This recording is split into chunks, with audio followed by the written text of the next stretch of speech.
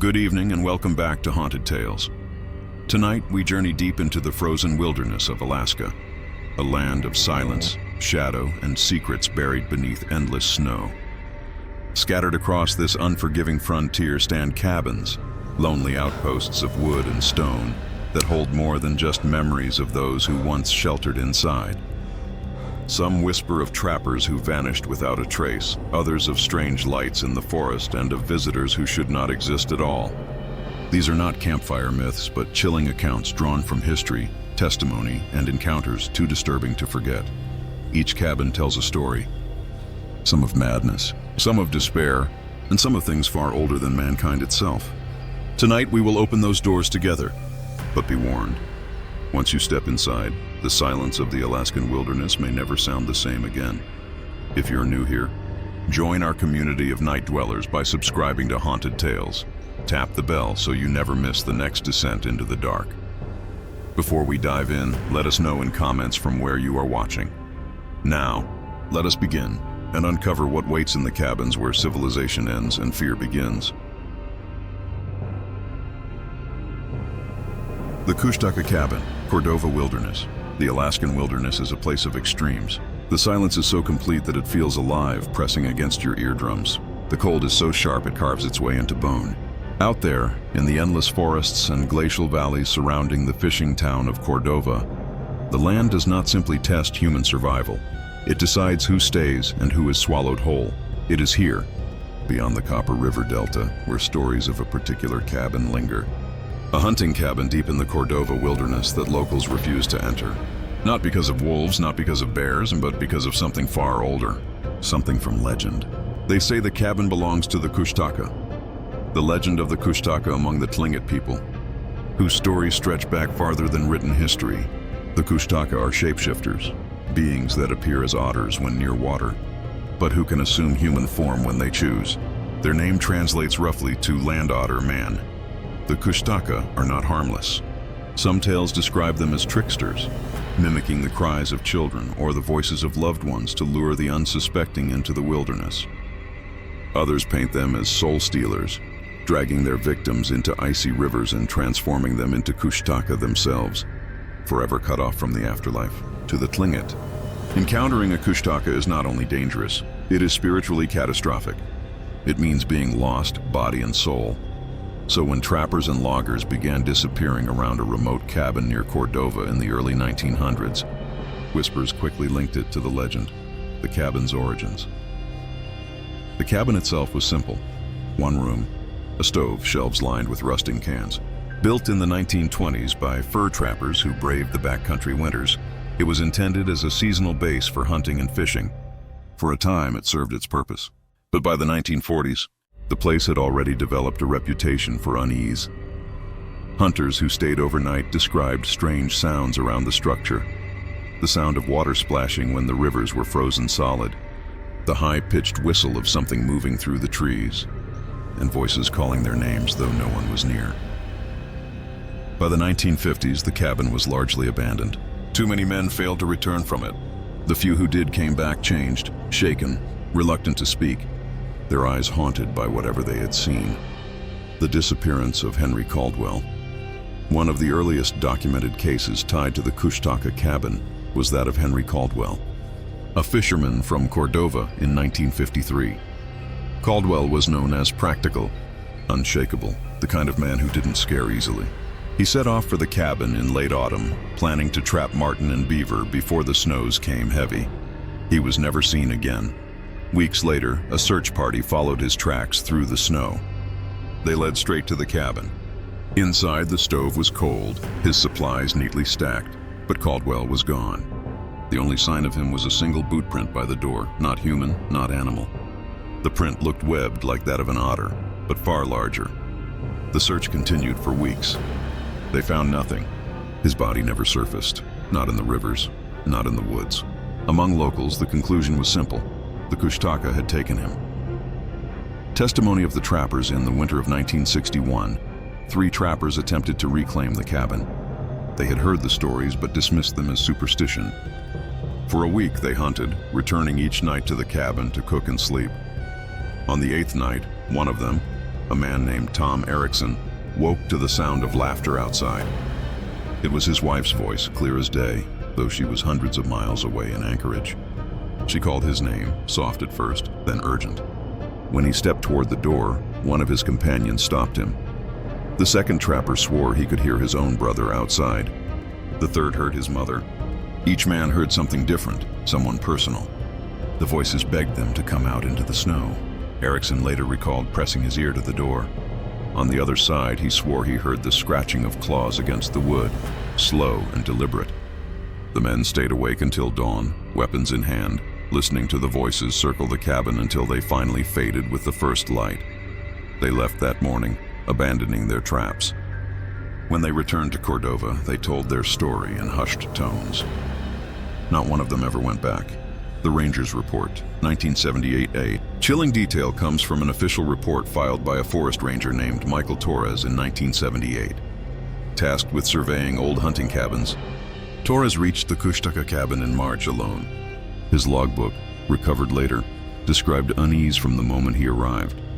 "Something feels wrong," he wrote, "as if I'm being watched. I keep hearing splashing, but the river is frozen." The final entry read, "Saw something at the tree line. Looked like a man, but too short. When I raised my lantern, it dropped to all fours and ran into the dark. We'll leave at first light." Torres never left.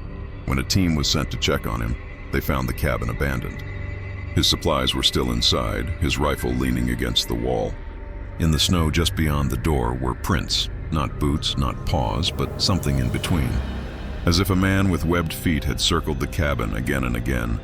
The anthropologist's investigation in the 1990s, an anthropologist from Fairbanks, Dr. Elaine Ritter, attempted to study the Kushtaka stories as part of her research on Tlingit oral tradition.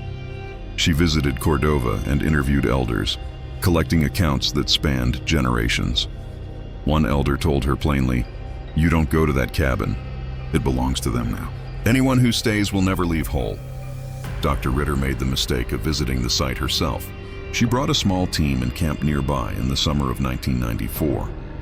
According to her notes, the first night passed without incident. But on the second night, the team reported hearing a child crying in the woods. When they followed the sound, it always stayed just beyond sight, leading them deeper into the trees before vanishing entirely. Her journal from that night ended abruptly with a single line. "They are not stories. They are here." Ritter survived the trip, but her colleagues noted she was never the same afterward. Withdrawn, nervous, she abandoned her fieldwork entirely. She refused to discuss what happened at the cabin for the rest of her life. Modern sightings, even into the 2000s, the cabin has drawn curious adventurers, thrill seekers, and paranormal investigators. Few stay more than one night. One group in 2007 recorded audio near the cabin, leaving their equipment running overnight. In the morning, they found scratches on their gear cases and their food supplies scattered across the ground. The recordings captured hours of silence until around 3 a.m. when a faint whistling began. The whistle rose and fell almost like speech. Then, unmistakably, a voice whispered one of the men's names. Moments later, the microphone picked up wet, slapping sounds like something moving across the ground toward the device. Then static. The group left immediately, abandoning some of their gear. They posted snippets of the audio online, though skeptics dismissed it as fabricated. Still, those who've heard the full recording describe it as deeply unsettling, the kind of sound that burrows into the mind and refuses to leave. The cabin today, few can say with certainty whether the Kushtaka cabin still stands. Some claim the roof caved in years ago, swallowed by snow and moss. Others insist it still waits, half hidden among the trees, its doorway dark and open like a mouth. Hunters who pass through the region report strange sensations even miles away. The feeling of being followed, glimpses of movement at the edge of vision, and the sound of running water. Where no streams exist, those who believe in the Kushtaka say the cabin has become a kind of anchor for them, a place where the barrier between their world and ours is thinnest. Unresolved fears the Kushtaka cabin remains one of Alaska's most unnerving mysteries. Was it simply coincidence that so many trappers and rangers vanished there? Or was it something older, something waiting in the dark, wearing the voices of loved ones, luring the lonely into its grasp. Ask the locals of Cordova and they'll tell you not to overthink it. Don't go near the cabin, they'll warn. Don't listen if you hear your name. And if you hear laughter in the woods, run. Because to them, the Kushtaka are not folklore. They are real. And their cabin in the Cordova wilderness still waits. Its logs soaked with the fear of every man who ever stepped inside. And if the voices call to you, the crying child, the laughter, the whisper of someone you thought was far away, you must not answer. Those who do are never seen again.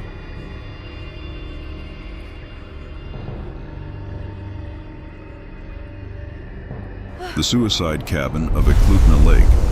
The road to Eklutna Lake cuts through wilderness that feels as though it has been waiting for centuries, silent, untouched, and indifferent to human presence. Even in the light of day, the place carries an undercurrent of unease. The trees rise thick on both sides, swallowing sound.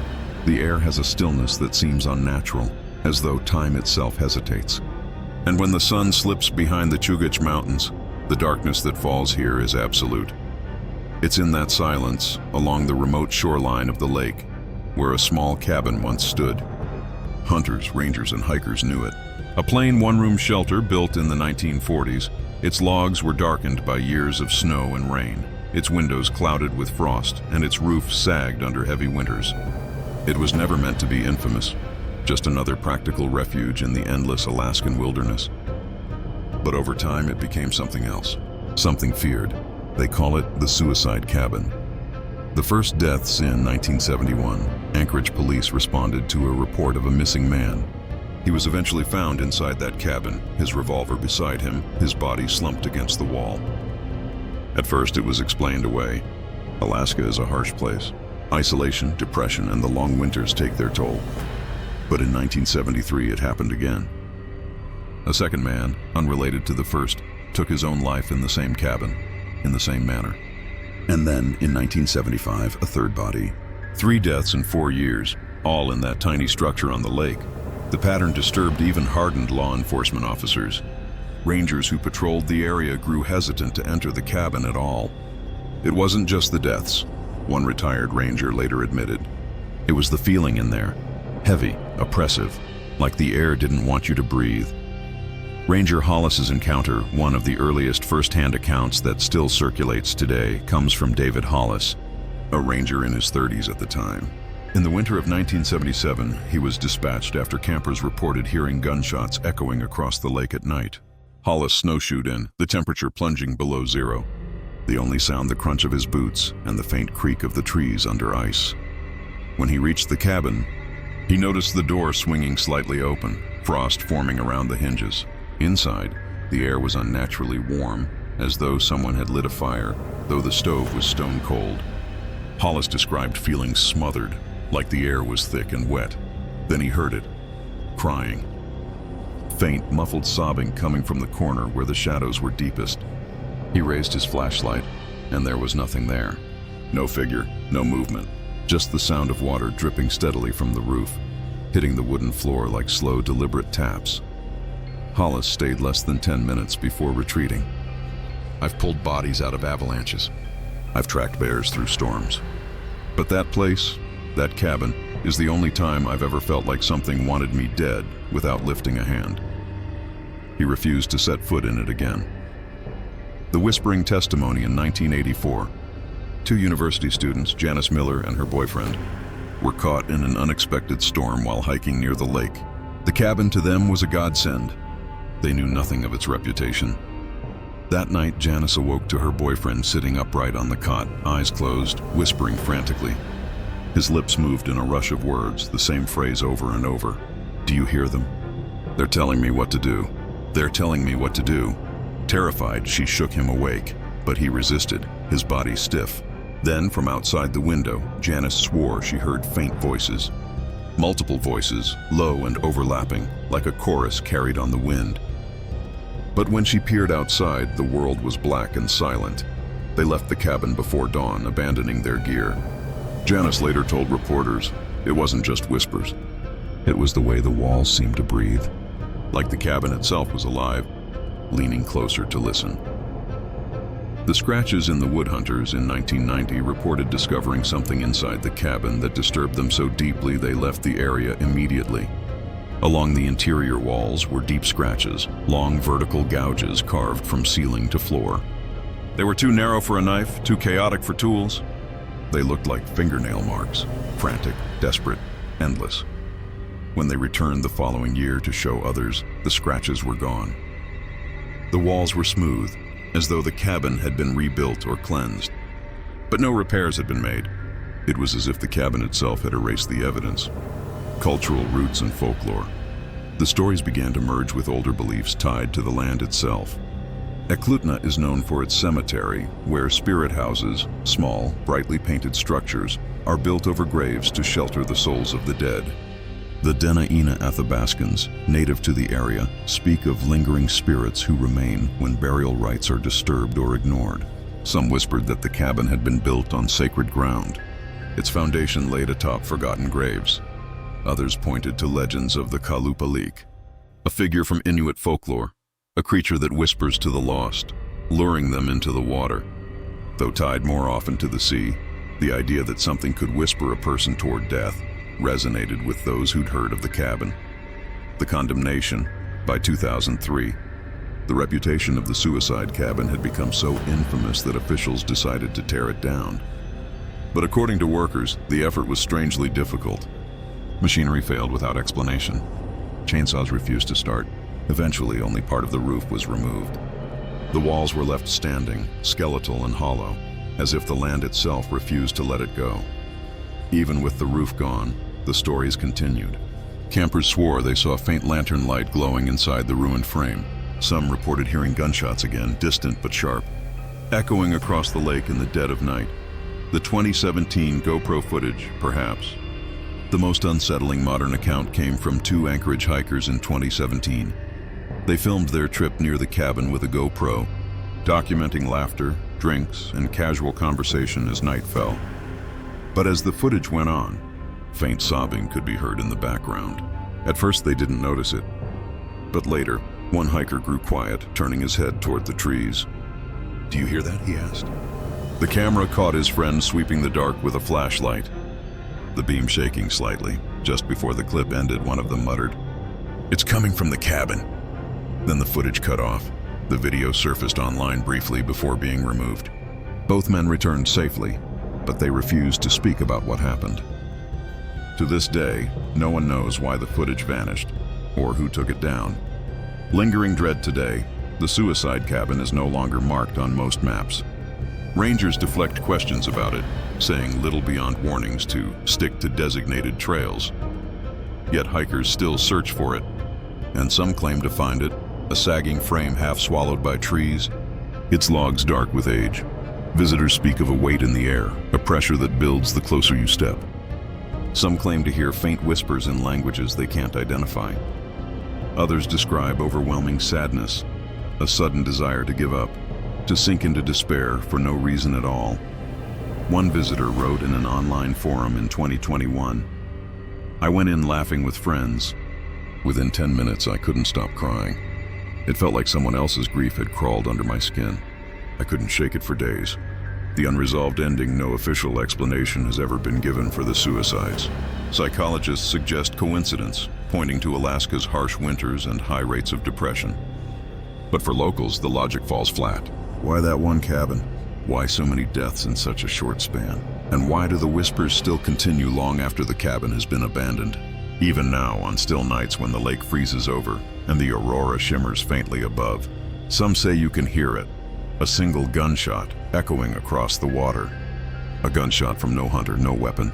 A gunshot meant for no one and everyone. The suicide cabin no longer stands as it once did, but the grief it housed, the despair that festered there, lingers. And for those who believe in curses, in places where sorrow becomes a living presence, Eklutna Lake remains one of the darkest spots in Alaska. And maybe, if you ever find yourself walking its shoreline as the night closes in, you'll hear it too. The low murmur of unseen voices, whispering from the shadows, asking the same question they've always asked, do you hear them? Port Chatham's abandoned cannery cabins. On the rugged southern tip of Alaska's Kenai Peninsula, where the mountains plunge into the restless waters of the North Pacific, there lies a place many Alaskans refuse to speak of.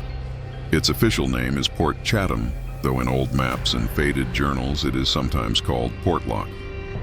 Today, its shoreline is silent, its cabins sunken and rotting beneath mats of moss and tangled alder branches. No smoke curls from its chimneys. No laughter echoes along the beach where children once played.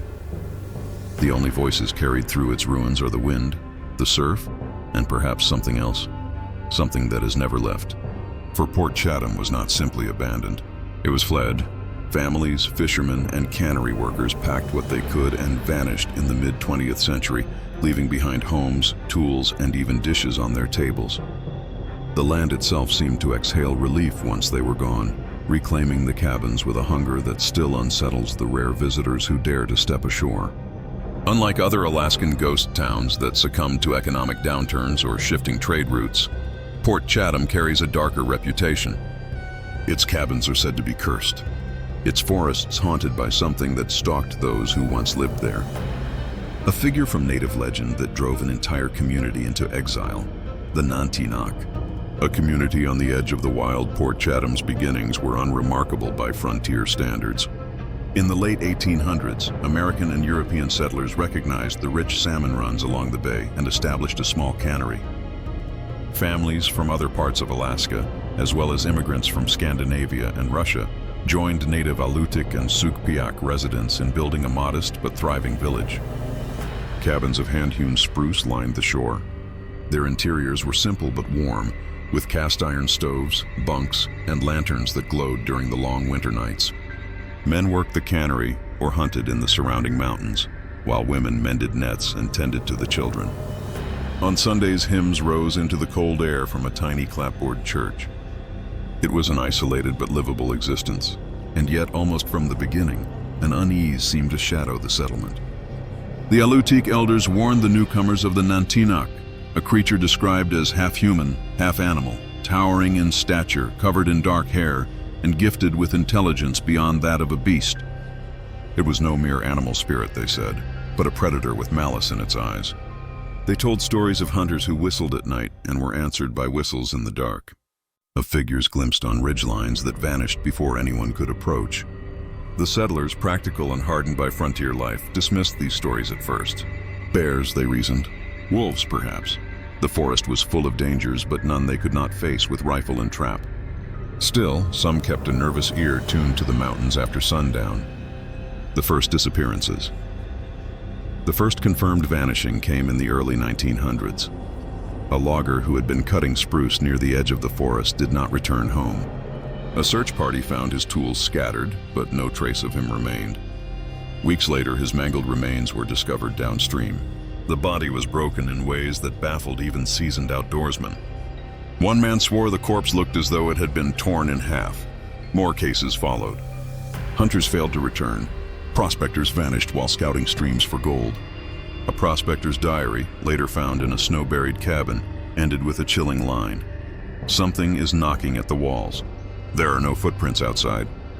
The villagers whispered that the Nantinak was claiming victims. The old people's warnings, once laughed off, began to carry weight.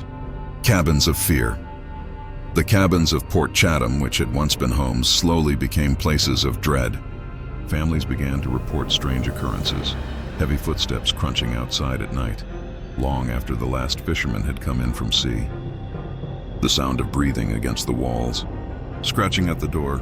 One family told of a night when their roof groaned under immense weight, as if something enormous had climbed onto it. Dust and splinters fell from the rafters while the children clutched their mother in terror. When the father opened the door, rifle in hand, nothing stood outside. But in the mud the next morning were tracks, prints shaped like a man's foot, but each longer than a boot and far wider.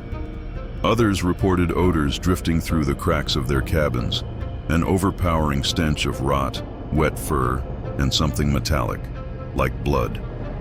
Dogs refused to go near certain cabins, barking wildly until dragged away.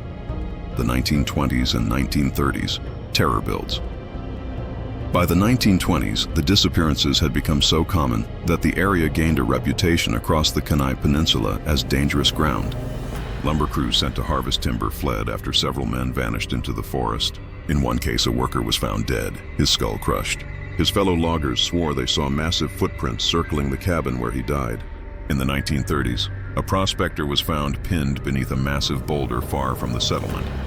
Investigators were left to ask, how had such a rock been moved? What force could have rolled it onto a man? During this same period, villagers reported seeing dark shapes watching from the tree line. Tall, broad-shouldered silhouettes that would stand motionless for hours, vanishing only when confronted. The cannery cabins. The cannery itself, once a place of industry and livelihood, began to feel cursed. Workers spoke of tools vanishing, nets being shredded overnight, and eerie howls echoing from the hills. Men walking between cabins after dusk often claimed to feel eyes on them, a weight pressing on their backs. One fisherman described returning late at night to his bunkhouse and finding the door ajar. Inside, his belongings had been scattered as though by giant clumsy hands. Deep claw marks gouged the wooden walls. The smell of rot hung in the air for days afterward. By now, rifles were kept loaded in every cabin, but no one dared speak openly about what they feared. To name the thing was to invite it closer. The final straw by the late 1940s, life in Port Chatham had become unbearable. Multiple hunting parties vanished. Fishermen reported a colossal figure standing on the cliffs above the bay, watching with stillness too deliberate to be mistaken for rock or shadow. Parents forbade children from playing outside after sunset. Men began to refuse solitary trips into the forest. Every family had a story, of hearing whispers carried on the wind, of stones hurled against cabin walls, of windows rattling though the air outside was still. The breaking point came after a particularly gruesome disappearance. Several men left for a hunting expedition in the mountains. They never returned. When a search party went after them, they found torn clothing, splintered rifles, and blood staining the snow. No bodies were recovered. Soon after the exodus began, families fled, leaving cabins fully furnished, tables still set, and belongings scattered. They abandoned not just homes, but an entire way of life. By 1950, Port Chatham was a ghost town, modern accounts. Decades passed, but the land's reputation only grew. Rare visitors, hunters, kayakers, or curious paranormal researchers brought back chilling accounts. In the 1970s, a group of hunters camping inside one of the abandoned cabins awoke to heavy breathing outside. The sound circled the cabin slowly, deliberate footsteps crunching in the snow. No one dared move. At dawn, they found no tracks around the cabin, though the snow was fresh. In the 1990s, two kayakers pulled ashore and explored the ruins. Inside a cabin, they found claw marks gouged deep into the walls, and a sickening stench clung to the air. That night, camped on the shore, they heard screams echoing from the forest. Not human, not animal, but something in between. Long, mournful wails that froze the blood. They left before dawn, paddling hard until the coastline vanished behind them. In 2010, a paranormal research team recorded unexplained EMF spikes inside the cabins. On their audio equipment, they captured strange howls that seemed to move between microphones. One investigator later said, Port Chatham wasn't just haunted, it was hostile. The land itself wanted us gone. The Coast Guard rumors. Even the Coast Guard has its stories. In the 1960s, a patrol reportedly anchored near Port Chatham during a storm. Crewmen swore they saw lights flickering in the abandoned cabins, lantern glows moving between windows. When they went ashore to investigate, the lights vanished. Only the cabins remained, dark and ruined. One sailor described feeling as though he were being herded back toward the beach by something unseen. He refused to set foot in Port Chatham again. A place that does not want to be settled today. Very few dare to visit Port Chatham. Fishermen skirt the bay. Pilots avoid flying overhead. The cabins remain, collapsing deeper into the soil each year, but they are more than relics. They are warnings, silent markers of a terror strong enough to erase a village from the map. Alaska is a land of legends. Spirits in the woods, lights in the sky, voices on the wind. But Port Chatham stands apart because its fear was powerful enough to drive entire families from their homes. Unlike other tales, this one left physical scars. The rotting cabins, the rusted cannery, the empty shoreline. Even now, hikers whisper of movement in the tree line. Some say they have glimpsed enormous silhouettes, too tall, too broad to be human. Others claim to see lanterns flickering in cabins where no living soul could be.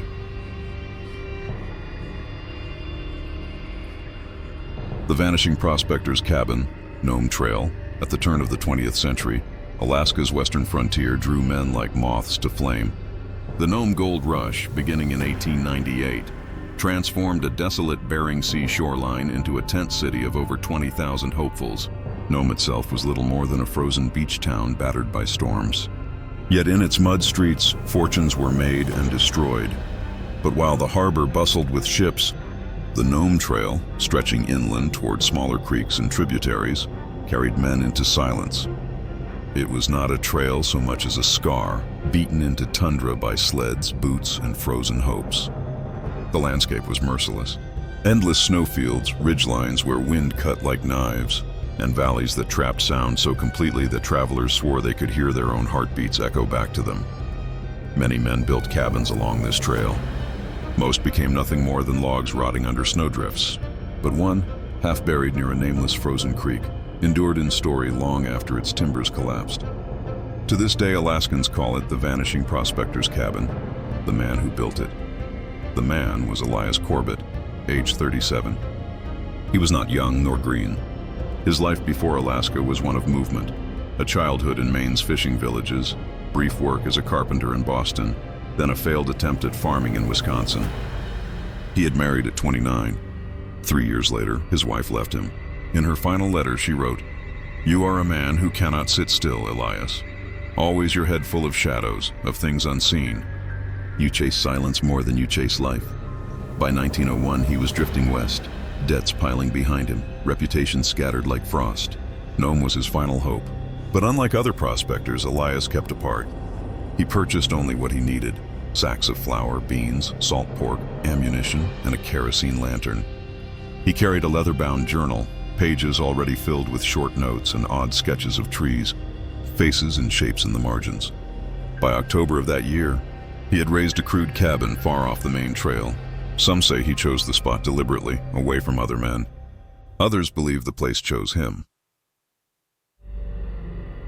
The diary begins. The recovered diary offers the clearest window into Elias's mind. It begins simply enough. October 28, 1901, cabin raised. Creek iced early, but water runs beneath. Enough wood stacked for a month. Cold seeps through cracks at night, but I sleep well. Silence here is deep like church. I feel at peace. November 7th, 1901. Snow falls without end. The world is white and still. At times I think I hear voices in the wind, but I tell myself it is only loneliness. I speak aloud now, to keep the quiet from crushing me. November 19th, 1901, knocking last night. 3 times against the wall, not wind, not wood. 3 times. I opened the door, nothing. No tracks, slept poorly. Dreams of faces at the window, though the glass was frosted. December 2nd, 1901. Food missing from the shelf. A tin of beans. Thought I misplaced it, but no. Knife lay across the room this morning, though I left it by the stove. Something moves when I sleep. Something wants me to know it. The spiral of winter by December, the Arctic dark set in. Elias's entries lengthened, his tone sharpened. December 19th, 1901. The wind here speaks. It is not a howl, but a voice. Sometimes a man's low whisper. Sometimes a woman calling, soft, like my name upon her lips. Elias, it says, always my name. I check the snow after. Nothing. Untouched. January 3rd, 1902. Footsteps in the night. Circle the cabin once, twice, 3 times. I counted them. Slow, deliberate crunches. When I opened the door, nothing but moonlight. Snow unbroken. Not a print. I cannot explain this. January 17th, 1902. They watch me now. Shapes in the tree line, tall, thin, swaying like reeds. When I lift the lantern, they vanish. Yet the air still carries them. I hear them breathing. They wait for the fire to die. January 27th, 1902. Latch lifted in the night. I had bolted it from inside. Still it moved. I shoved the dresser against the door. The wood rattled for hours, as if a hand pressed and shook it. Scratching at the walls, long and deliberate. Fingers, not claws. The final days by February, the diary became frantic. February 9th, 1902. I cannot sleep. They knock in 3s, always 3s. I beg them to stop, but they answer with silence. I see movement in the corner of the room, though no one is there. My breath fogs, though the fire burns. Something inside with me. February 13th, 1902. Last night I heard my name at the window, clear as any voice I ever knew. It was Mary's voice, my wife. She called, "Elias, come out," but she is gone years now. I almost opened the door. God help me, I almost did. The final entry came the next night, February 14th, 1902. They are inside. The words were jagged, smeared as though written in haste, the ink blotched by a trembling hand. It was the last anyone heard from Elias Corbett. The discovery in May, a group of 5 prospectors heading toward Nome stopped at the cabin. Their leader, Thomas Greer, later gave an account to the Nome Nugget. Nome Nugget, June 12, 1902. We found the cabin still standing, door ajar. Inside, all was orderly. Supplies stacked neat, rifle against the wall. Bed unmade, as if he rose in the night. On the table, a diary.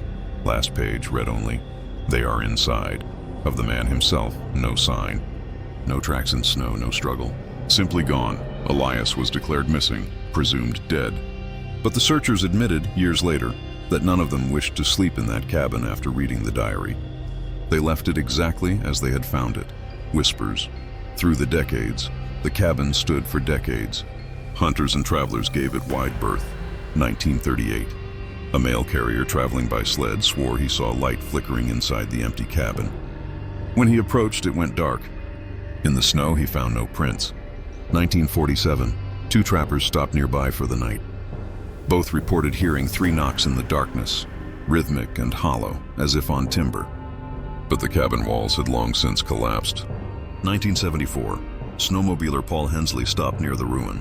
He later told a bar full of locals, voice shaking, that he heard scratching close to his ear, though he stood in open snow. "It was nails," he said. Nails dragging on wood, only there wasn't any wood left standing. 1991. Hiker Andrew Larkin photographed what he swore were boot prints circling the ruins. They formed 3 perfect rings. The tracks ended abruptly, vanishing in unbroken snow. Folklore and theories. Over the years, the vanishing prospector's cabin has been linked to various explanations. Some Inuit elders speak of the Tornit, shadow people who stalk hunters, stealing supplies and luring them into the dark. Others claim Elias fell prey to something akin to the Wendigo, drawn by isolation and hunger.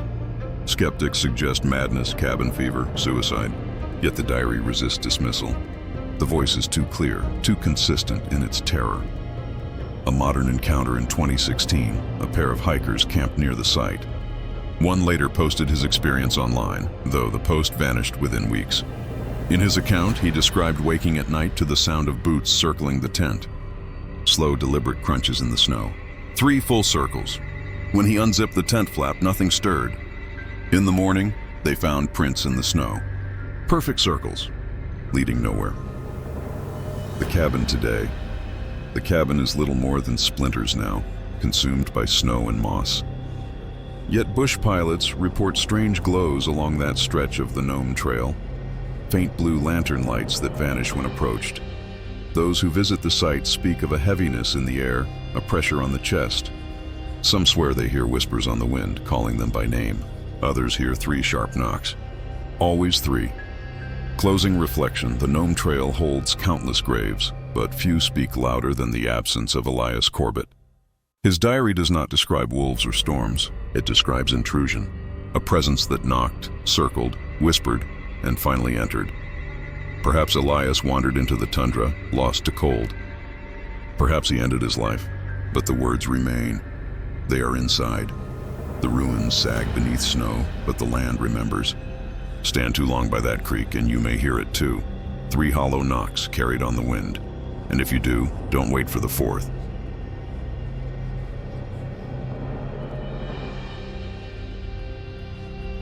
The Cannibal's Shack. Kuskokwim River. The Kuskokwim River is a place of silence. In the heart of winter, it stretches white and endless, its frozen surface glistening beneath weak sun and pale moon. The ice cracks and groans beneath the weight of its own current, and the wind sweeps down the valley with a voice like distant mourning.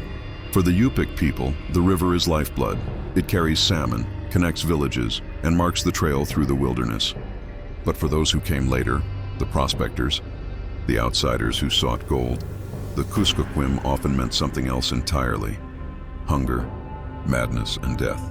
In this vast wilderness, a single cabin once stood, crooked and lonely against the tree line. It was no different from 100 others scattered across the Alaskan interior. Rough logs, moss jammed between the cracks, a stovepipe jutting through the roof. Yet this cabin bore a story so gruesome, so unsettling, that its ruins are still avoided today. The land remembers it. The people do not speak of it freely, and travelers who pass the site in darkness swear they still feel the echo of the hunger that consumed the man who built it. They call it the Cannibal's Shack. The winter of 1921 was among the cruelest on record. It began early, with heavy snowstorms cutting supply routes before villages could restock from the last river barges. By December, the Kuskokwim was locked in ice. The caribou, usually reliable in their migration, shifted far north that year, avoiding the hunting grounds people depended on. Salmon had run poorly the summer before, and caches were emptier than anyone wanted to admit. Starvation crept quietly through the villages. Families boiled leather and moss, hoping to trick their stomachs. Dogs were eaten one by one. Elders gave up their rations for the children. By January, entire households were found frozen, huddled together in silence. Among those scattered on the river was a man named Patrick McCarthy. Born in Massachusetts, he had drifted west in search of fortune, finally arriving in Alaska during the tail end of the gold rush. But McCarthy was not like most prospectors. Accounts from those who knew him paint a picture of a man hard and unsmiling. He rarely joined in the camaraderie of mining camps or the relief of shared meals. He was seen muttering to himself, keeping his stores under lock, his rifle always close at hand. Men said he had the look of someone who trusted nothing, and no one trusted him in return. He built his cabin away from others, a mile off the trail that wound along the Kuskokwim. "Close enough to watch us," one trapper remarked, "but too far for us to watch him." That winter, while families huddled together to survive, McCarthy was alone, and when the thaw came months later, he was gone. What remained inside his shack chilled even seasoned hunters to silence. The stove was cold, the bed neatly made, but scattered across the floor were bones. Some were long and narrow, bearing the telltale structure of human limbs. Others still had teeth embedded in them, unmistakably human jaws. The marrow had been split, as if cracked open for nourishment. On the walls, carved into the beams, were crude stick figures, their mouths wide and hollow. There were no animal hides, no snares, no signs of hunting. Whatever McCarthy had eaten during those long months had not come from the wilderness. It had come from men. Travelers who had gone missing that winter were never found. 2 young prospectors from upriver vanished without a trace. Some believed they had stumbled into McCarthy's trap, lured by firelight and the promise of warmth. But no evidence beyond the bones remained. The villagers whispered of cannibalism, of madness born from starvation. But others believed something older had stirred in that cabin, something that had not left when McCarthy did. Folklore filled the void. Elders connected the story to warnings long spoken among the Yupik, tales of the Irken Rock, shadow beings who linger at the edges of vision, preying on the lonely, luring them deeper into the wilderness. And older still was the fear of the Kalupalik, a creature of hunger that whispered to those on the brink of starvation, promising survival if they would only cross the one forbidden line. McCarthy, they said, had listened, but the shack itself became its own testimony. For decades it stood, weather-beaten but never fully collapsing, as though the land refused to erase it. Hunters claimed the logs exuded a strange scent, not of pine or smoke, but of rot. One man swore he touched the wall and felt dampness seep into his hand, red against his skin like blood. Trappers who dared spend a night inside told of hearing chewing in the darkness, a wet grinding of teeth that set their hair on end. In the morning, they said, the bones had moved, rearranged into strange piles.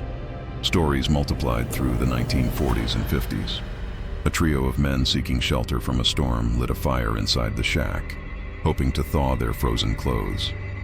As the flames grew, one of them noticed liquid dripping from the ceiling beams. At first they thought it was ice melting, until the drops stained red against the snow. They fled into the blizzard, convinced the cabin itself was bleeding.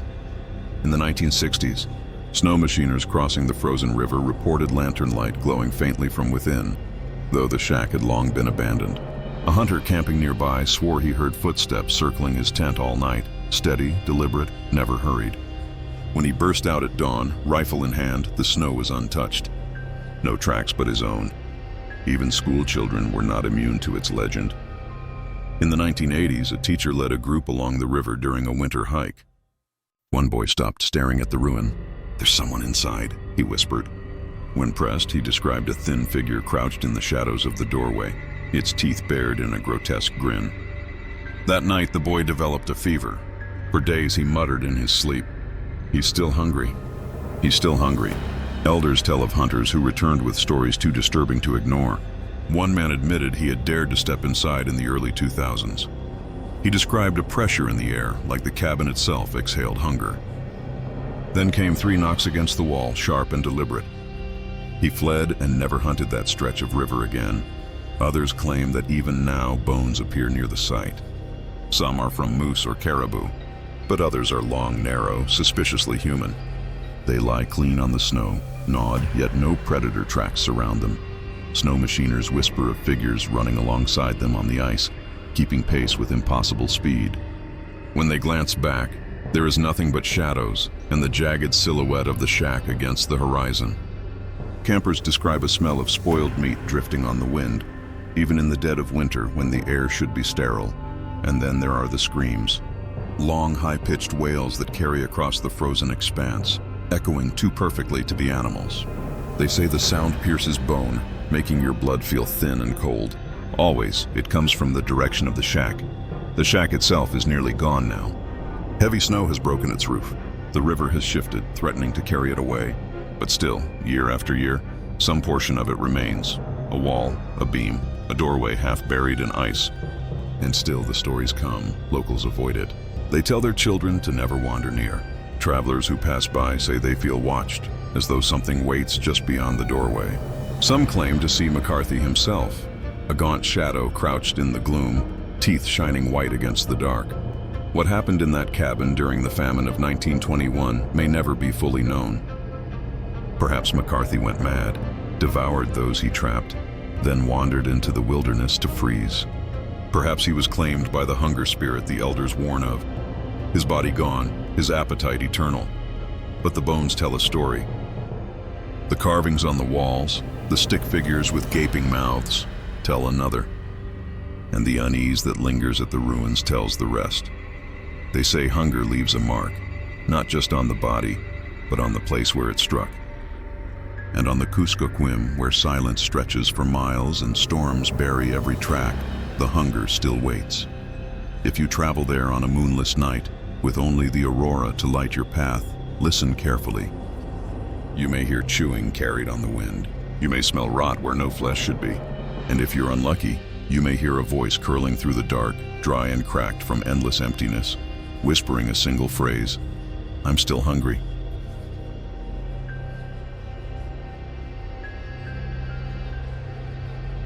The phantom lights of Wrangell St. Elias Cabin. The Wrangell St. Elias Mountains rise like jagged teeth against the sky, an endless wall of stone, ice, and silence. They are vast beyond comprehension, sprawling across southeastern Alaska into the Yukon, their glaciers flowing like frozen rivers, their valleys stretching so far that distances seem to dissolve into eternity. To stand here is to feel small, as though you have stumbled into another world where human presence is an afterthought, a brief interruption in a land older than time. It is here, far from roads, deep in a valley swept by avalanches and storms, that a cabin was built in the early 1930s. Just another shelter at first glance, rough-hewn logs, a sod roof, a tin stovepipe.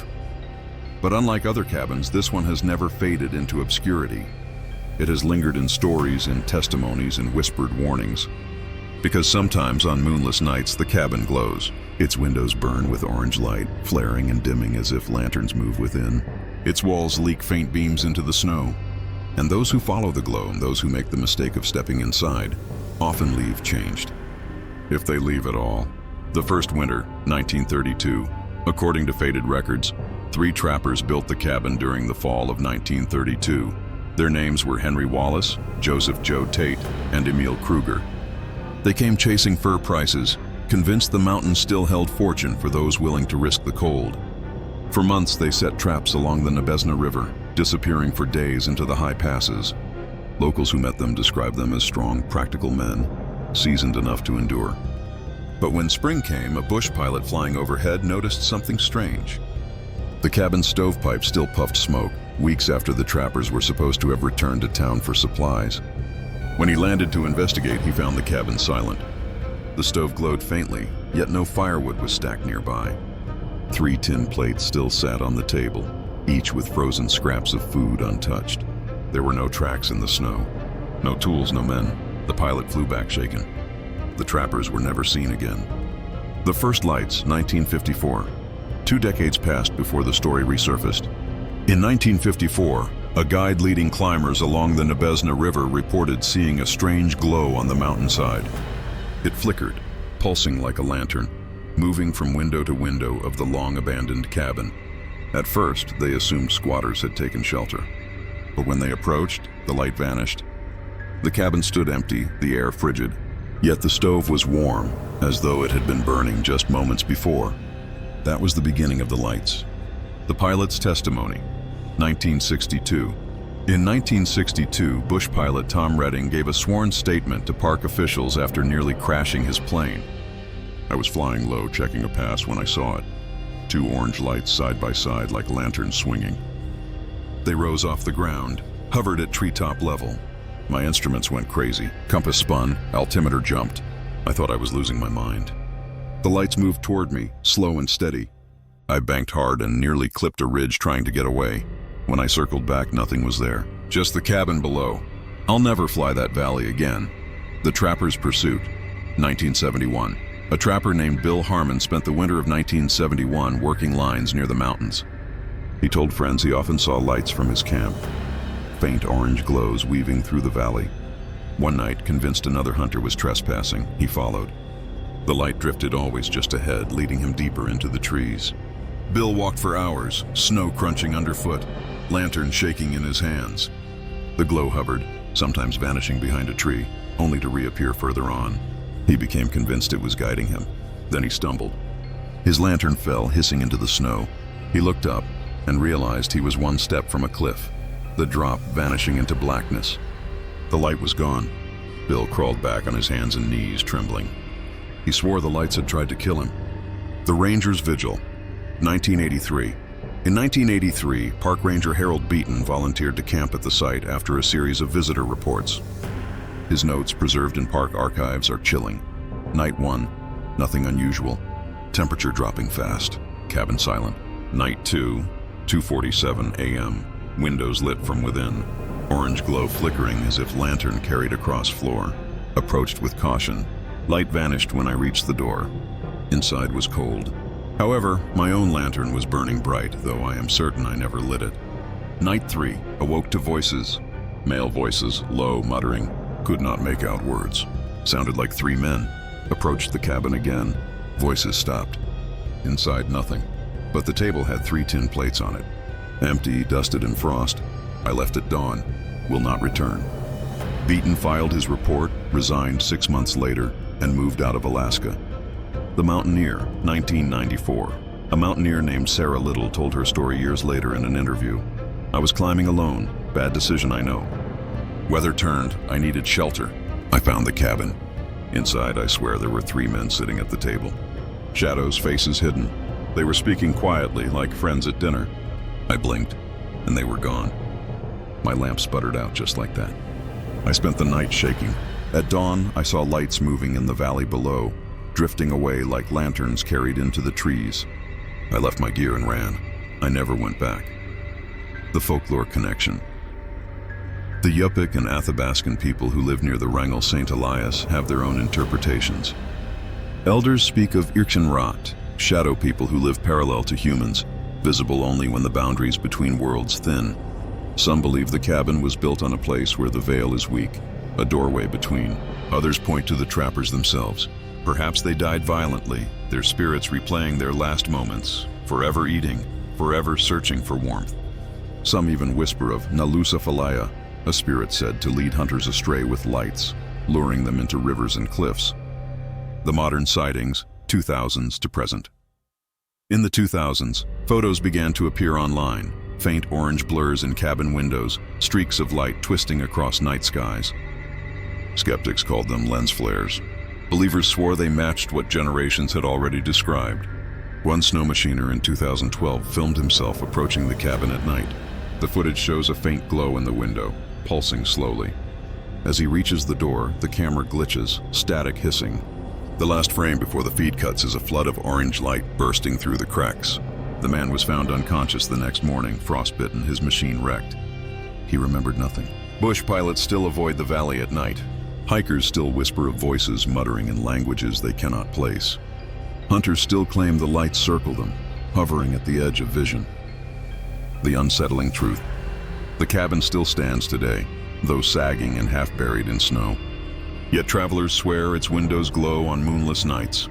Some claim the lights are lanterns carried by the 3 lost trappers, searching eternally for home. Others believe the lights are bait, lures meant to draw the living into the wilderness until they vanish like those before them. But one detail repeats across generations. When the lights burn bright, you feel watched. As though the cabin itself is staring out, its windows not glass, but eyes. And should you step inside, should you follow the glow too far, the mountains will keep you. The Wrangell St. Elias are endless. They swallow men whole, and the phantom lights are patient. They will burn for as long as it takes. So if you ever find yourself there, alone beneath the aurora, and you see orange lanterns flicker in the dark, do not follow. Turn away. Walk fast, because the mountains do not forgive, and the cabin never sleeps.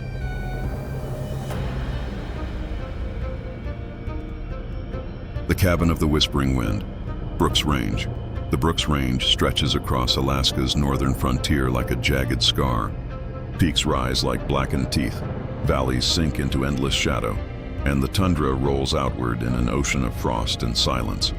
Few roads touch this land. It is one of the last places in America where you can stand for days and never hear another human voice. But you will hear something else. You will hear the wind. The wind here never stops. It sweeps down from the Arctic Ocean, funnels through narrow mountain passes, screams over ridgelines, and moans through spruce forests. Some nights when the moon hangs low and the aurora burns green across the sky, the wind seems to change. It doesn't just blow, it speaks. And there is one place, one lonely cabin deep in the Brooks Range, where that whispering never ends. An old prospector's shack, its roof sagging, its door half-hinged, its walls groaning in the cold. Travelers say if you stand outside in the dark, you will hear words in the wind, voices that do not belong to the living. They call to you, sometimes soft, sometimes urgent. Sometimes they speak in languages you don't know. And sometimes they call your name. The Prospector's Cabin, 1910. The cabin's story begins in 1910. 3 prospectors, Joe Merrick, Emil Cassie, and Henry Stenson, built the structure on the edge of a valley near the Chandalar River. Their journals still exist in fragments, passed through family collections and archives. The entries are ordinary at first, weather notes, supply lists, records of gold pans and hunting successes. But then the tone changes. October 14th, 1910. The wind never rests here. Joe swears he heard it call his name. Emil says it laughed last night.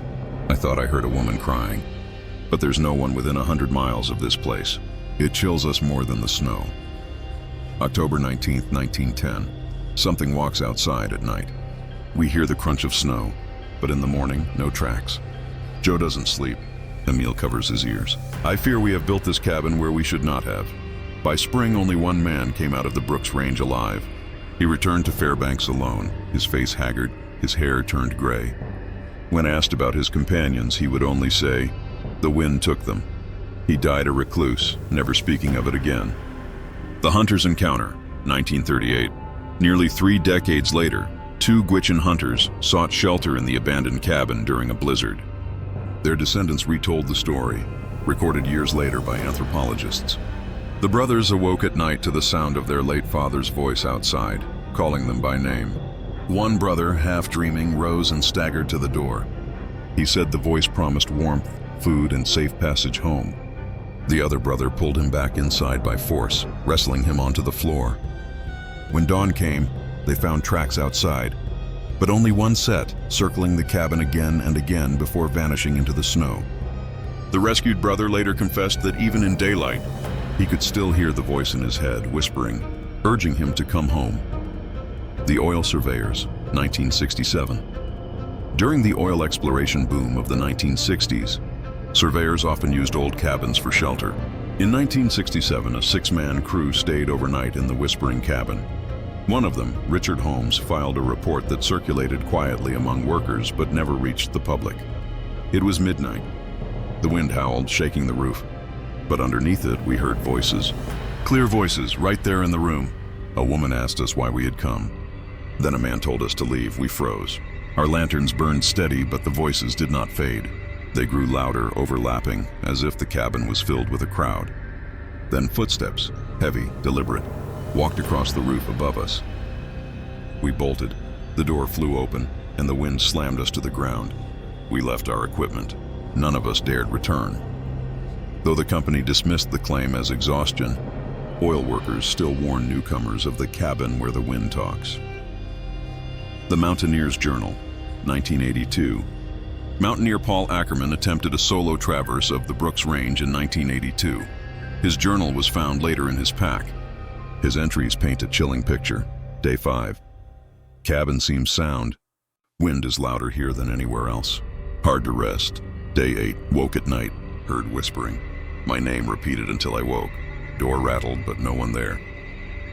Day 12. Whispers constant now. Sometimes a man, sometimes a woman. They argue, they cry.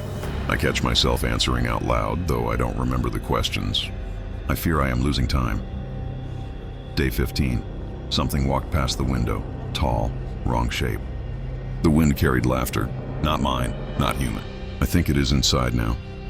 Paul's body was discovered 3 weeks later, miles from the cabin, dead from exposure. His boots were neatly left at the door of the cabin. Athabascan folklore. Elders of the Athabascan people speak of spirits in the wind, the Natina, entities that test humans who stray too far. They say if the wind calls your name, you must never answer, for your soul will follow, leaving your body behind. Some believe the Whispering Cabin was built across one of these wind paths, a place where the living and dead overlap. The trappers may have disturbed something old, something waiting to speak. The Vanishing Backpackers, 1999. 2 German backpackers disappeared near the cabin in 1999. Their final satellite phone call was recorded. We found the cabin. There is someone outside, a woman. She keeps asking for help. She says she's cold, but we can't see anyone. The call ended abruptly. Searchers later found their sleeping bags unrolled, food supplies untouched. Their boots were lined up neatly by the door. The men were never seen again. Rangers swore they heard faint voices calling in the wind as they searched the valley. Modern recordings, 2010s. In recent years, hikers with digital recorders have captured chilling evidence. One audio clip plays the sound of howling wind, but beneath it, a whisper repeats a phrase over and over. Some hear, "Help me," others hear, "Come outside." In 2017, a YouTuber attempted to live stream his night in the cabin. Viewers in real time claimed to hear voices through his feed, whispering his name, though he never spoke it aloud. 3 hours into the stream, the camera glitched with static. The final frame showed the door creaking open. He was rescued 2 days later, wandering barefoot 5 miles from the cabin. His clothes were shredded, his eyes vacant. He never uploaded again. The endless whispers. The Whispering Cabin still stands in the Brooks Range, though few dare to approach. The wind there bends the trees in unnatural ways. The walls groan as though pressed by unseen hands. And always the voices linger. Some are soft and pleading, like loved ones lost. Others mock, hiss, or laugh. Many who listen too long begin to hear their own names woven into the gale, drawn out syllable by syllable until it burrows into their thoughts. No one knows what the voices are, ghosts of prospectors, echoes of the vanished, or something older, carried on the eternal breath of the Arctic itself. But the lesson is clear. If the Brooks Range ever calls your name, do not answer. Because once the wind learns your voice, it never lets you go.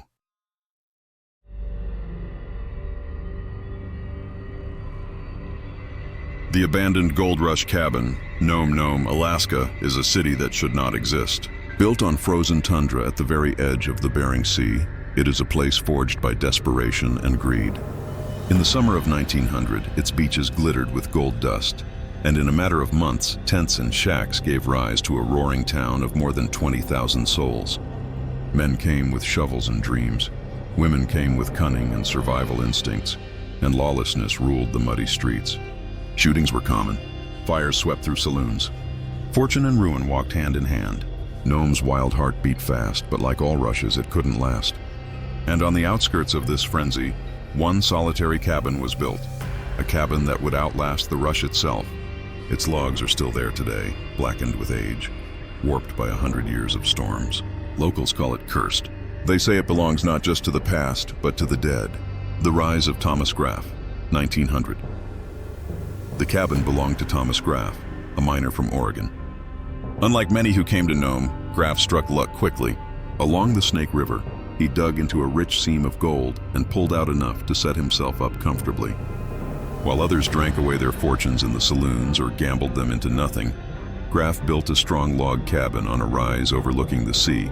For a while, he lived like a king by frontier standards. A warm bed, a rifle by the door, a box of gold under his floorboards. But with fortune came paranoia. Nome in 1900 was filled with thieves, claim jumpers, and desperate men.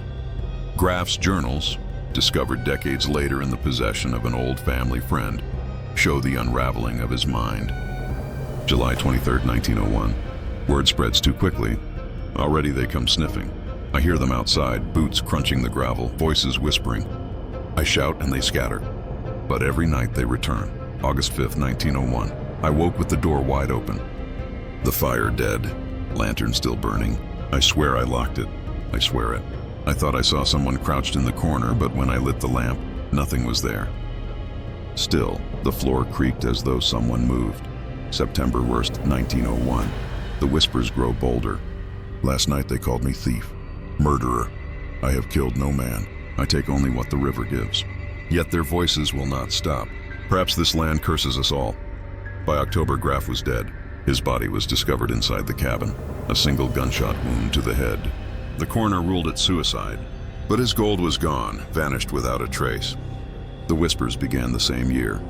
The cabin that wouldn't die, 1920s. As Nome shrank from 20,000 to a few thousand, the abandoned cabin remained. People avoided it, but every few years someone desperate enough, a trapper, a prospector, a wanderer, would stay a night inside. Most left at dawn, pale-faced, speaking of voices in the night. In 1922, a group of miners drinking in a Nome saloon swore they saw lantern light flickering in the cabin windows after midnight. They marched out, thinking squatters had taken residence. But when they opened the door, the cabin was empty, cold, and silent. A trapper who used the cabin during a storm in 1928 told others he awoke to the sound of hammering, as if someone was nailing boards into the walls. The sound grew louder until it seemed the entire cabin shook. When morning came, he found fresh claw marks on the inside of the door, as if someone had tried to scratch their way out. He never trapped near Nome again. The Fisherman's Flight, 1947. In 1947, two fishermen, stormbound and freezing, stumbled into the cabin seeking refuge. They built a fire and sat close, drying their soaked clothes. But the comfort was short-lived. One, Samuel Pike, later confessed, "The walls whispered, clear as a voice in your ear. First a man, then a woman. They said things, terrible things. They accused us of stealing. They begged us to give it back." My friend swore he saw a figure crouched by the fireplace, rocking back and forth. But when I turned the lantern, nothing was there. Then came the smell. Not smoke, not the sea. Something foul, like rotting meat. It rolled out of the fireplace even though the fire was burning clean. Then to-poof, the fire died, smothered all at once. We ran into the storm, willing to risk drowning in the sea over staying another moment inside that cabin. The Military Men, 1956. Nome became a hub for Cold War operations in the 1950s, with radar stations lining the coast. Soldiers stationed nearby often dared one another to spend a night in the cabin. In 1956, two servicemen attempted it. Hours later, they were found stumbling barefoot across the snow, eyes wide, uniforms torn. When questioned, they claimed they had heard their own sergeant's voice calling from inside the cabin. They swore they saw him by the window, beckoning. But when they tried to leave, the door slammed shut on its own. They fought it until it burst open and then they ran. Their commander's report dismissed the incident as hallucinations due to fatigue. Both men were quietly transferred. The tape recorder, 1975. In 1975, an archaeologist documenting Gold Rush ruins decided to spend the night in Graf's cabin. He carried with him a tape recorder. That tape still exists. It begins with his calm narration, describing the structure, the creak of the floor, the sound of the sea ice shifting in the distance. Hours pass quietly. Then faintly a voice emerges. At first it is almost lost in the wind. "Get out!" The archaeologist laughs, dismissing it as the building settling. But the voice grows louder, clearer. "Thief! Murderer! Where is my gold?" By dawn, the tape captures him breathing fast, panicked, shouting, "Who's there? Who's inside with me? Show yourself." Then silence. His body was found a mile away, barefoot in the snow. The tape recorder was still running inside the cabin. The Nome disappearances, 1960s-2000s. Nome became infamous for its missing people. Between the 1960s and early 2000s, dozens vanished. The FBI concluded many were lost to alcohol, cold, or misadventure. But families never accepted this explanation. Some families swore they heard the voices of their missing loved ones while searching the tundra near Graf's cabin. One mother claimed she stood outside the door and heard her daughter calling from inside. But when she entered, the cabin was empty. The Ghost Hunters, 2012. In 2012, a team of paranormal investigators filmed inside the cabin. Their cameras captured what many call undeniable evidence. Doors slamming shut, temperatures dropping by 20 degrees, voices recorded on EVP whispering, "Give it back." One investigator screamed as something grabbed his ankle under the bed frame. But the cameras showed no one there. When they uploaded the footage, viewers reported hearing additional whispers not noticed at the time. "Where is my gold? And you can't leave." The video went viral, but the team disbanded soon after. The cabin, now today, the cabin still stands. Its roof sags, its windows gape, but its presence endures. Locals avoid it. Tourists sometimes wander near, but guides warn them away. They say if you stand quietly by the door at night, you'll hear Thomas Graf himself screaming over the wind, "I didn't kill them!" "I didn't." No one knows who he meant. Some think the voices are Graf's guilt playing forever. Others believe Nome's missing people have been swallowed by whatever festers in that cabin. But everyone agrees on one thing: the cabin listens. And if you listen back, it may never let you leave.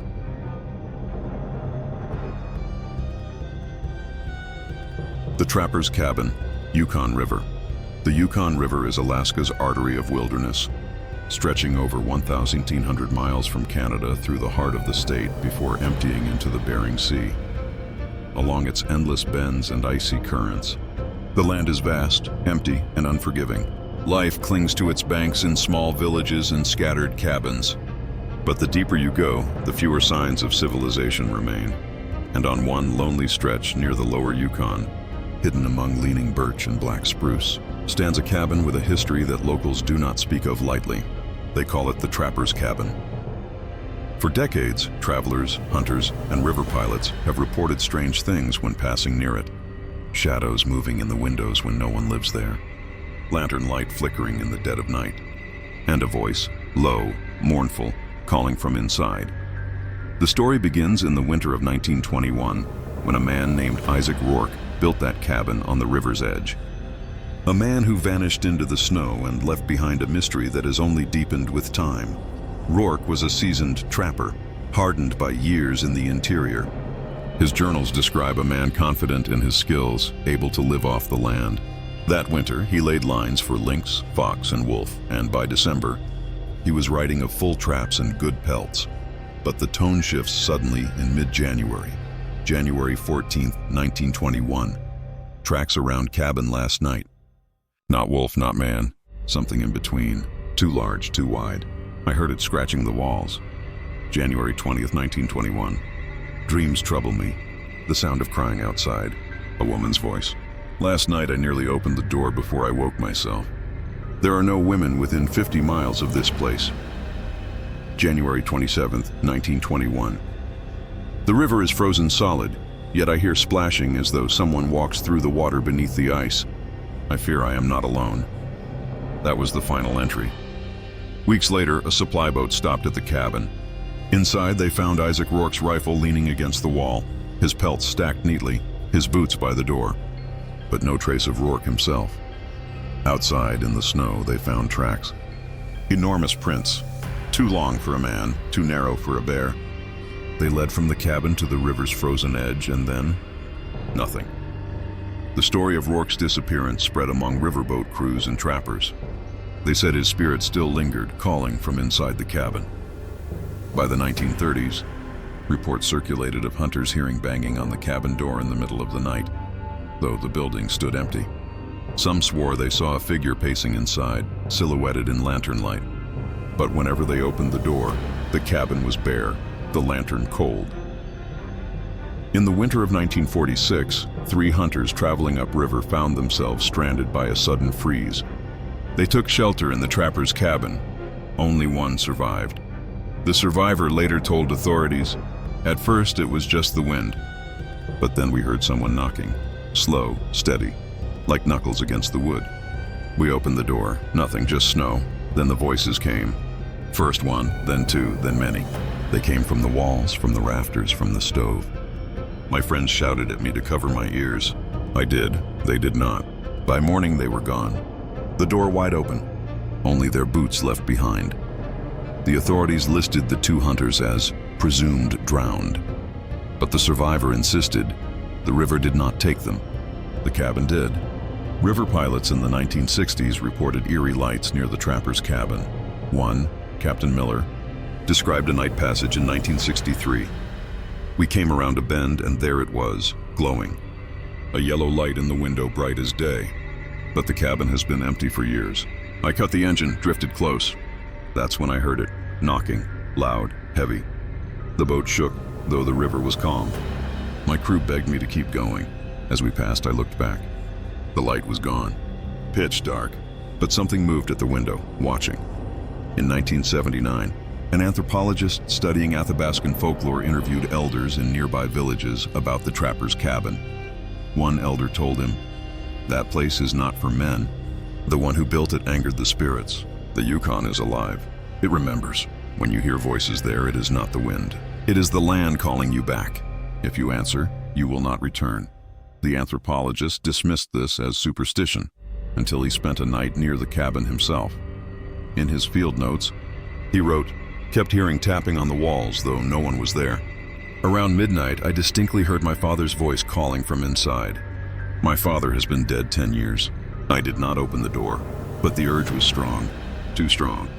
He left Nome the next day and never returned to Alaska." Bush pilots in the 1990s claimed they could see the cabin from the air glowing faintly in the dark as though a fire still burned inside.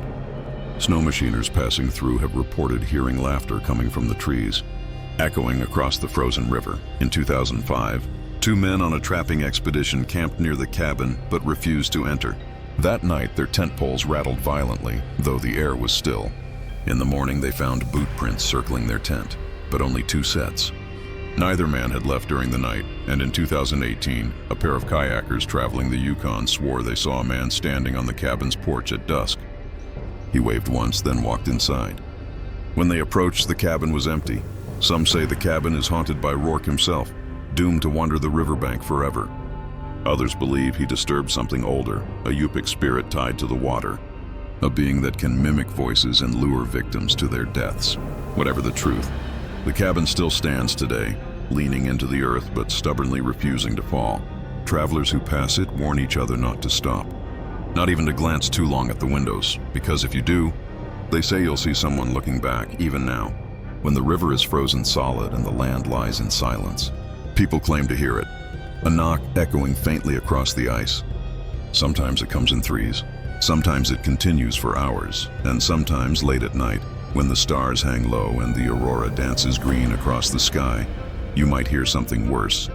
A voice, calling from the cabin door, a voice you know. The cabin's story begins in 1921, when Isaac Rourke, a solitary trapper from the east, staked his claim along the Yukon. He was a tough man by all accounts, stocky, weather-worn with hands like cracked leather. He'd lived through hard winters before and knew how to survive where others failed. That first December, he was doing well. His journals, which were later recovered, spoke of successful trap lines, healthy fur trade, and enough food to last the season. But by mid-January, his neat, confident script began to unravel. January 14th, 1921. Tracks outside. Too big for a wolf, too wide for man. Something walked circles round the cabin last night. Scratched the door.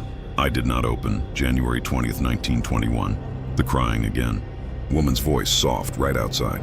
I nearly opened the door before I remembered. No women here. Not for 100 miles. January 27th, 1921.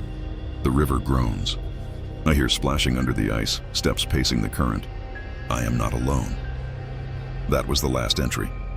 When a supply boat finally stopped weeks later, the crew found Rourke's traps full, his furs neatly stacked, his belongings in order. His rifle leaned against the wall. His boots stood by the door. But Rourke himself had vanished.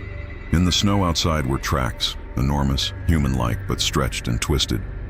They led straight to the riverbank and stopped. Word spread quickly. Pilots, hunters, and villagers alike began to avoid the site. They said Rourke hadn't just disappeared. Something had claimed him. By the mid-1930s, stories multiplied. River crews swore they saw firelight in the cabin even though no one lived there.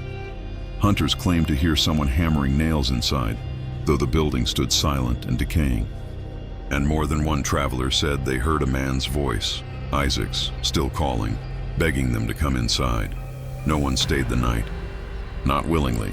In 1946, 3 hunters traveling upriver learned the hard way why the cabin is feared. A sudden storm iced the river, forcing them to seek shelter. The nearest roof was Rourke's old cabin.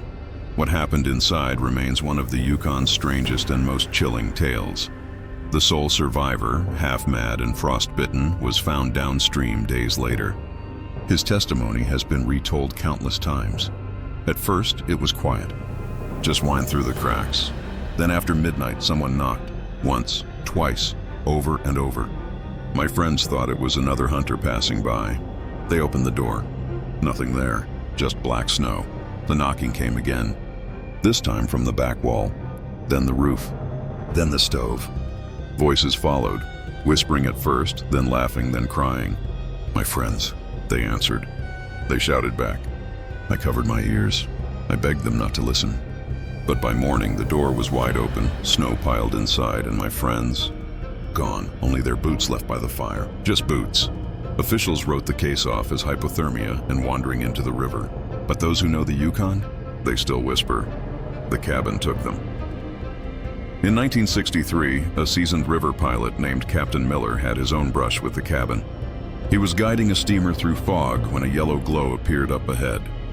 There it was, he told others. Lantern light, plain as day, glowing in the window. But the cabin had been empty 40 years. I cut the engine, drifted close. That's when the knocking started. Slow, heavy, like someone pounding from inside. My boat began to shake. No current, no wind, but it rocked like waves were pushing it. I looked back once, and I swear to you, someone was standing in that window, watching. By the time we cleared the bend, the light was gone.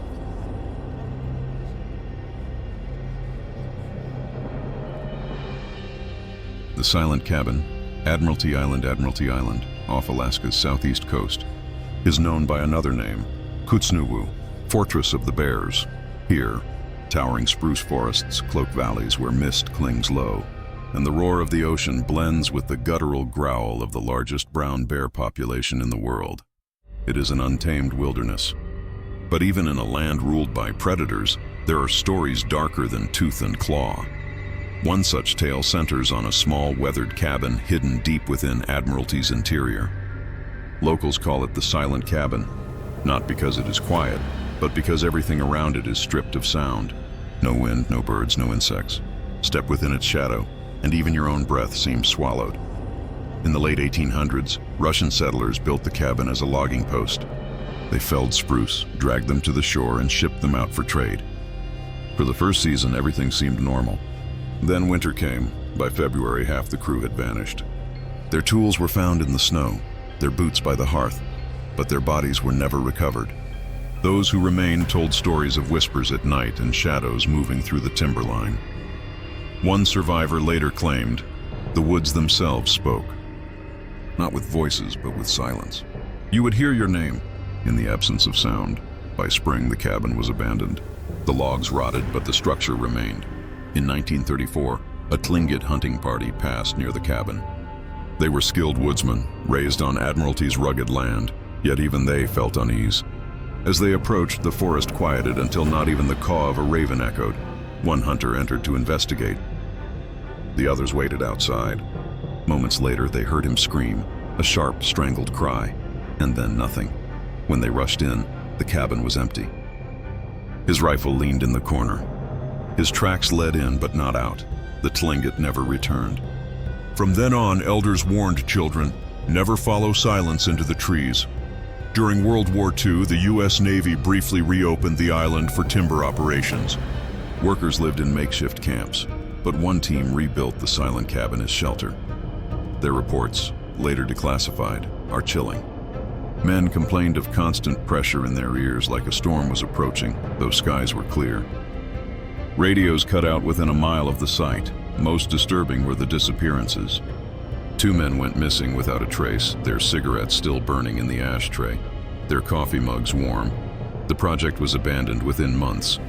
Officially, it was due to logistical concerns, but among the crews, it was the cabin. Always the cabin. In 1978, a wildlife photographer named Elaine Carter traveled alone to Admiralty, documenting bear habitats. Her notes, later found in a waterlogged pack, contained this entry. Something is wrong here. No sound, no birds, no insects. Even the bears avoid this place. The cabin is still standing. I stepped inside. My watch stopped. My camera jammed. I thought I heard someone breathing behind me, but when I turned, nothing. Her body was never recovered. Only her ruined film and notebooks were found miles downstream, as if carried away by unseen hands. Even today, bush pilots and kayakers speak of the cabin. Some say they've seen lantern light in the windows. Others claim they've passed within sight and realized, only later, that for those minutes, the world had gone utterly silent. Hunters whisper about standing too close and hearing their own names whispered back at them, but with a voice that is not their own. What dwells there? The Tlingit speak of spirits that consume sound, entities older than men, older even than bears, that live in the absence of noise. To them, silence is not empty, it is alive, and perhaps the cabin is their doorway. Some believe the structure itself is cursed wood, cut from a tree that should never have been felled. Others think it is a thin place, where the barrier between this world and something darker has worn thin. Whatever the truth, the silent cabin remains untouched, collapsing slowly into moss and earth. Yet no one dares to dismantle it. No one dares to even touch it, because silence clings to it like a second skin. And if you stay too long, the silence follows you home. The land itself feels older than time. Rainforests of towering spruce and hemlock blanket valleys where mist clings low to the earth. Rivers rush with salmon run so thick they turn the water silver, while along the beaches the tide claws at stone with an endless hunger. Here you live by the rhythm of nature, its roars, its storms, its voices carried on the wind. But there is one place on Admiralty where the rhythm breaks. A place where the forest falls deathly still, where even the ravens will not fly overhead. Where silence itself takes form and presses in on you, swallowing every sound until you can hear nothing, not even your own breath. That place is known, in whispers, as the Silent Cabin. The Silent Cabin was built in the late 1800s, when Russian settlers pushed deeper into the Alaskan coastline seeking timber. Admiralty, with its endless spruce forests, seemed a perfect prize. A small logging crew erected a crude cabin inland. 4 walls of spruce logs, a stove, bunks, and little else. For a time, everything seemed ordinary. Their journals spoke of hard work, rain-soaked days, and the constant watchfulness required to avoid bear encounters. But by winter, the entries took a darker turn. One logbook, preserved by damp and recovered decades later, reads, January 10th, the forest is too quiet. No bird calls for days. We fell trees and the axes echo, but it is like striking in a graveyard. At night we hear whispering outside the walls, though the snow holds no tracks. By February, half the crew had vanished. Boots were found neatly by the hearth. Tools lay in the snow. Yet there were no bodies. The survivors left abruptly come spring, ferried away with no timber to show for their toil. One man, questioned years later in Sitka, recalled, "It was the silence that killed them. You think silence is nothing, but out there it is alive. You hear your name in it. You feel it breathing on your neck." The cabin, however, remained, a skeleton of logs pressed into the earth, weather-beaten but standing. Long before Russians came, the Tlingit avoided that patch of forest. Elders told of spirits that devour sound, beings that creep between the trees, drawn to the noise of axes, fires, and human voices. These spirits, called Zashi by some, were said to punish those who disturbed sacred groves. Unlike other entities of Tlingit legend, they did not appear as animals or figures. Instead, they manifested as absence. The absence of birds, the absence of wind, the absence of your own heartbeat. To stumble into their domain was to vanish without a scream, without even an echo to remember you by. The silent cabin, elders later claimed, was built on such ground. The legend hardened into terror in 1934, when a group of Tlingit hunters traveling through Admiralty sought refuge near the cabin. They were skilled men, raised on the land and not given to superstition. Yet as they neared the cabin, the woods hushed around them. One hunter, younger and skeptical, entered the cabin alone. His companions waited, unease prickling their skin. Minutes later came a scream, sharp, strangled, cut off in an instant. They rushed in, but the cabin stood empty. His rifle leaned in the corner. His tracks led in, not out. The party abandoned their gear and fled the island before sunrise. In later years, when asked about that night, one survivor said only, "There are places you do not answer when they call your name." He did, and the silence took him. From then on, the Tlingit avoided the site completely. During World War II, the U.S. Navy scouted Admiralty Island for timber. The silent cabin was repaired, its roof patched, its stove refitted. Almost immediately, the workers complained. Radios cut out within a mile of the cabin. Voices carried strangely. Men shouting from 50 yards away sounded muffled, as if underwater. More than one crew member woke in the night, certain someone was whispering in their ear, though no one stood nearby. 2 men vanished in the span of a week. Their cigarettes still burned in the ashtray. Their mugs of coffee sat warm on the table. But the men themselves were gone. The project was halted, officially due to logistical inefficiencies. But among the loggers, the word spread plainly. The cabin was cursed. Nearly 40 years later, wildlife photographer Elaine Carter set out alone to document Admiralty's bears. She was experienced, cautious, and had spent years in the Alaskan wilds. But Admiralty has a way of testing even the hardiest. Her journal, later found waterlogged miles downstream, recorded her final days. August 14th. Strange place today. Forest is too still. No birds, no flies, not even the buzz of mosquitoes. Found a cabin, rotting but standing. When I stepped inside, my watch stopped. Camera jammed. Heard something breathing. When I turned, no one there. August 15th. Tried to leave area but keep circling back. Cabin appears between trees where it should not. Heard my mother's voice calling. She's been dead 10 years. I nearly answered. Her last words, scrawled in hurried script. Silence is not empty. It is waiting. Elaine was never found. Only her soaked notebooks and ruined film remained, lodged in river debris. Though few venture into Admiralty's interior today, stories persist. Bush pilots say they've flown over the region only to notice, too late, that for those minutes their engine seemed muted. The hum of flight pressed into silence. Kayakers tell of paddling past the forest edge, hearing nothing but their own paddles. No gulls, no surf, no wind. A cabin looms through the trees, lantern light flickering in its windows. But when they glance again, it is gone.